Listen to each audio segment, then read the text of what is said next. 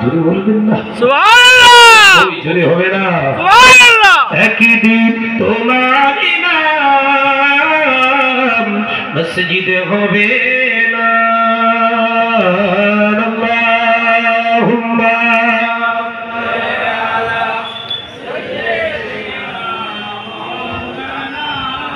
মাশাআল্লাহ মাশাআল্লাহ, আরেকটু জোরে ওয়াল আলিফ।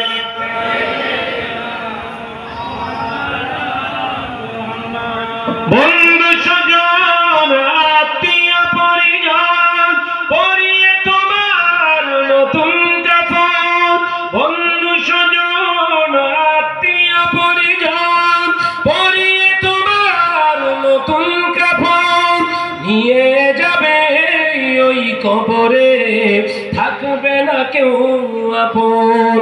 একদিন তোমারই নাম মসজিদে হবে এলান, একদিন তোমারই নাম মসজিদে হবে এলান।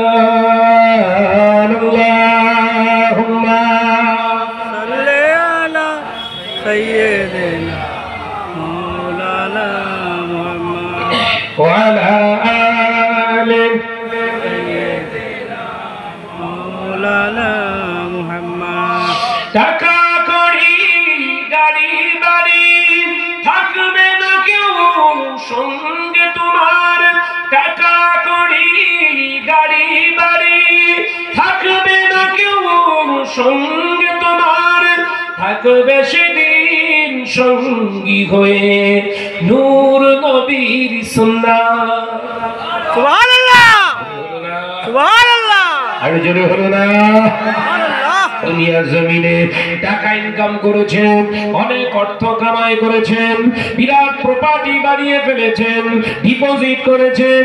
হঠাৎ একদিন আজরাইল আলাইহিস সালাম আসবে, চল বেরিয়ে চল। নিজের চেহারার ভিতর থেকে খাঁচা থেকে জানটাকে খিচে বার করে নেওয়া হবে, সাদের বডিটা জমিনের উপরে পড়ে থাকবে, আর দেখতে পাওয়া যাবে ওই অবস্থায় পড়ে থাকবে। হঠাৎ জানতে পেরে যায় বিবি, আমার স্বামী আর নয়, আশেপাশের মানুষগুলো এসে দেখবে মারা গিয়েছে।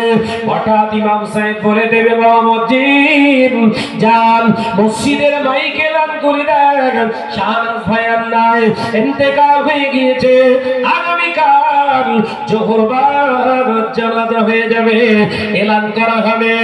আজ সকাল 6:30 শাহনাজ ভাই ইন্তেকাল করেছে, তার জানাজা আগামীকাল জোহর বাদ হবে কিংবা আসর বাদ হবে, এলান হয়ে যাবে।